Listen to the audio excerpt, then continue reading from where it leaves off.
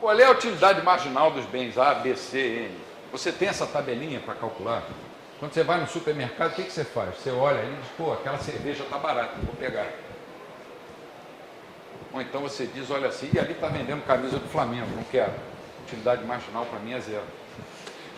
Ou, enfim, o que eu estou falando é que é uma coisa subjetiva. Uma coisa subjetiva. Mas a gente em micro 1 aprende que o consumidor é um maximizador de utilidade. Olha só a responsabilidade do consumidor. Ele está maximizando, ele está no máximo da função utilidade dele. Essa função utilidade existe no mundo real? Não.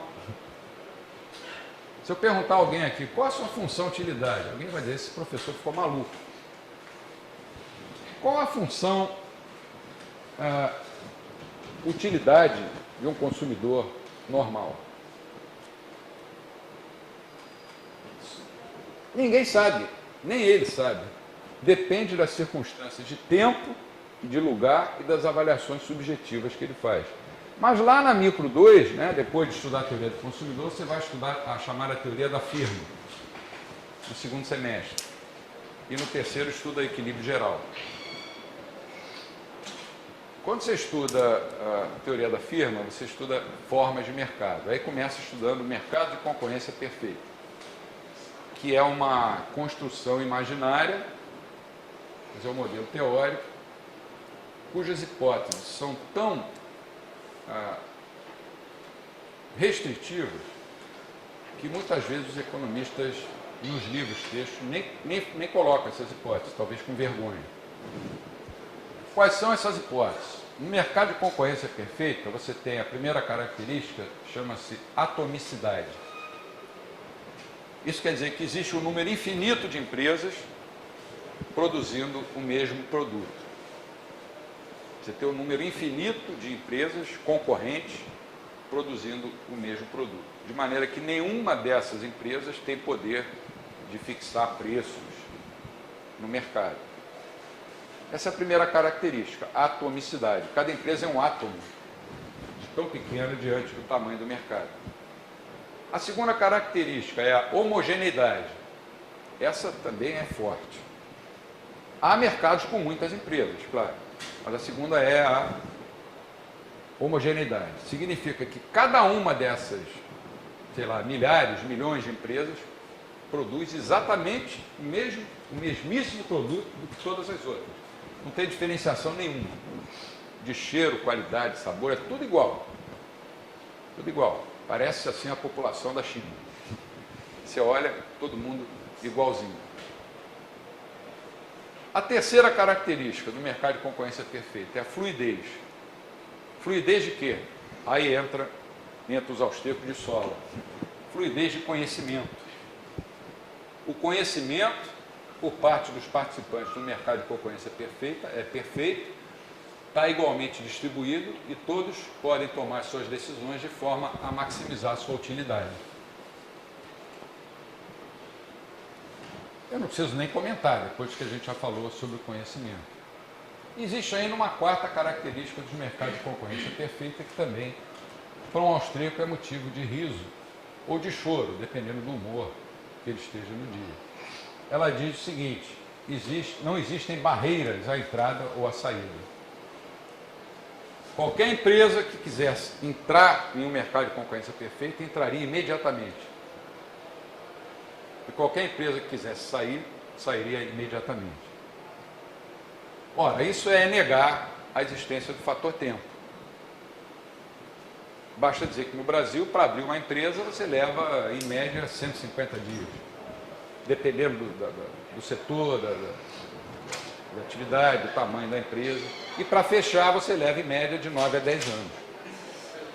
De 9 a 10 anos. Com essas quatro hipóteses, então você formula um modelo perfeito, que seria o ideal. Tudo bem, vamos estudar isso. Seria legal a gente saber como funcionaria o mundo nessas condições. Agora, na hora de transplantar isso para o chão, para o mundo real, o que vai acontecer? O mundo real não tem nada disso. O conhecimento está disperso. Não existem milhões e milhões de empresas, e mesmo que em um mercado haja uma quantidade muito grande de empresas, elas não vão produzir exatamente o mesmo produto. Um tem uma embalagem diferente, o outro tem qualquer coisa de diferente. A informação não circula livremente, o conhecimento é incompleto, o conhecimento está disperso e as barreiras à entrada e à saída, muitas vezes, são dificultadas pelo simples fator tempo e muitas vezes também são dificultadas por leis que impedem a competição nesses mercados. Um austríaco sempre prefere usar a palavra competição ao invés de concorrência. Porque concorrência dá a ideia de concorrência perfeita. E competição tem uma conotação diferente. Você pode ter um mercado com duas empresas, um duopólio, e existir competição entre elas. E pode ter um mercado com 100 empresas e não existir competição. Então a gente fica lá no segundo semestre de Micro 2 aprendendo concorrência perfeita, chega à ideia de que no longo prazo o lucro tende a zero, só vai haver lucros normais, e tira várias conclusões, todas baseadas em conceitos de equilíbrio. Equilíbrio de concorrência perfeita. O que esse modelo tem de útil? Bom, eu diria que o que ele tem de útil é mostrar que quanto maior a concorrência, ou falando como austríaco, a competição, melhor para o consumidor. Pronto, acabou. A utilidade dele se restringe a isso. Depois você estuda oligopólios. Oligopólios são estruturas de mercado um pouco diferentes. São mercados em que há poucas empresas, esse poucas aí é relativo. Se forem duas, será um duopólio, mas poucas empresas produzindo, teoricamente, o mesmo produto. No mundo real, produtos semelhantes. Por exemplo, a indústria de montadoras produzem automóveis. Mas tem diferenciação de produto. Você compra um carro da Fiat, é diferente de um carro da Ford, da Volkswagen, da GM, etc. Algumas pessoas criticam os economistas neoclássicos liberais, dizendo que eles só pensam no mundo de concorrência perfeita, quando o mundo de hoje, cada vez mais, é formado por grandes oligopólios. O que é verdade. Mas aí entra um austríaco e diz, vocês dois estão errados. Apesar do mundo hoje ter uma tendência à concentração maior de empresas, o neoclássico está errado porque estuda equilíbrio de concorrência perfeita. E o não neoclássico, o keynesiano, o marxista, ou o nome que vocês queiram dar, estuda equilíbrio de oligopólio. Não existe equilíbrio de oligopólio, como não existe equilíbrio de concorrência perfeita. Não existe equilíbrio no mundo real. Então, tanto faz estudar um como o outro, está errado do ponto de vista metodológico para a escola austríaca. Depois você estuda a competição monopolista ou monopolística, que é um mercado tipo assim, Rua da Alfândega, Saara, ali no centro do Rio, você tem uma quantidade enorme de produtos parecidos, mas com uma certa diferença entre eles. E estuda equilíbrio e competição monopolística. A única diferença em relação à concorrência perfeita é que tem diferenciação entre os produtos. Diferenças. E aí vale a pena investir em propaganda, em publicidade, em marketing. Se você no mercado de concorrência perfeita estiver fazendo propaganda do seu produto, você não está usando a inteligência, você está fazendo propaganda ao mesmo tempo dos produtos de todos os seus competidores, o que não vai ser bom para você. Já em concorrência monopolista, não, você tenta dizer que o sabonete que você pratica é o melhor sabonete do mundo, porque a Dercy Gonçalves passou 100 anos usando aquele sabonete e viveu 100 anos. Enfim, eles são muito criativos nessa área de marketing. E depois você vai estudar monopólio. Monopólio não está dizendo uma empresa produzindo um único produto. Mas estudar equilíbrio de monopólio, que também não existe no mundo real. O que os austríacos têm a dizer sobre monopólios? Em geral, monopólios são ruins comparados com regimes onde há competição. porque se você só tem uma empresa produzindo, em geral, o consumidor vai sair perdendo, porque vai pagar um preço maior por um bem cuja qualidade geralmente poderia ser melhor. Mas há casos, e o Hayek escreveu sobre isso, há casos em que o monopólio não precisa ser visto como uma coisa ruim. Por exemplo, se você tem competição em um mercado e, por ser mais eficiente do que os seus competidores, um determinado produtor chega à condição de monopolista, vamos bater palmas para ele. Ótimo, parabéns. Não tem nada de errado com o monopólio, porque se ele foi mais eficiente, ele conseguiu atender melhor aos consumidores. Os outros fecharam. Mas esse monopolista, ele sempre vai ter que ficar sujeito a que potencialmente novos competidores possam surgir. Se ele tiver a certeza de que ele vai ser o monopolista dali para frente,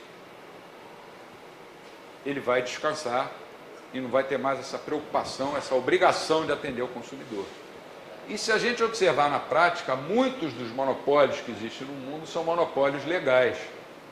São monopólios que são instituídos por leis. Geralmente, empresas estatais detêm o monopólio que foi obtido por uma lei. Podem ser empresas privadas também. O problema é que quando o monopólio é imposto pelo Estado, e sábado eu estava lendo um artigo do Hans Hermann Hoppe, em que ele define o Estado como uma quadrilha organizada. Se nós pensarmos bem e trouxermos para o mundo real, nós vamos ver que nós não precisamos assim ser tão radicais, mas pelo menos nós vamos perceber que isso tem alguma coisa de verdade. Por quê? Pela própria estrutura do Estado. Uma empresa, um empresário, a última coisa que ele quer ver na vida dele, um competidor, um concorrente. Isso faz parte da nossa natureza. Em tudo que a gente fizer. Até quando você vai, num banco, você chega no banco e diz assim, tem um cara lá na fila, que chato, seria bom se não tivesse ninguém, entrasse direto no guichê. Você vê aquele cara como um competidor. Quando você vai fazer uma prova, em 1000 situações da vida, a última coisa que você quer ter é um competidor. Eu conheço um economista muito famoso no Brasil, que foi dono de uma faculdade também muito famosa, formado em Chicago, então um defensor ardoroso na época do livre mercado, que em uma ocasião ele demitiu um dos diretores, uma questão boba, e esse diretor que saiu, que é um sujeito brilhante, resolveu criar cursos para competir com os cursos dessa instituição. E esse economista famoso, eu vi na minha presença, estava eu e mais 2 pessoas, ele deu um soco na mesa e falou, competição só no mercado dos outros. Nós temos que telefonar para o ministro tal e impedir que ele abra o curso lá no tal lugar. E era um defensor do livre mercado. Se você está começando a namorar uma menina e alguém passa e olha para ela, você já também não gosta. Foi um competidor potencial. Ou vice-versa. Isso faz parte da natureza humana. Então, o monopólio é uma coisa ruim? Mas por que ninguém reclama do monopólio de emissão da moeda do Estado? Porque é do Estado? O Estado é um Deus? Ele pode ter o monopólio da emissão de moeda? Quem garante que ele vai cuidar disso melhor do que se fosse uma empresa ou empresas privadas emitindo moeda? O que acontece? Aí lembrando da frase do Hans Hermann Hoppe, uma quadrilha organizada. Um empresário que não gosta de competição, ele vai reunir todas as forças dele, criativas, ele geralmente é um empreendedor, vai desviar a atenção dele do negócio dele, que é atender bem ao consumidor, para tentar fazer um lobby para conquistar um setor do Estado e se manter os seus privilégios, se manter como monopolista.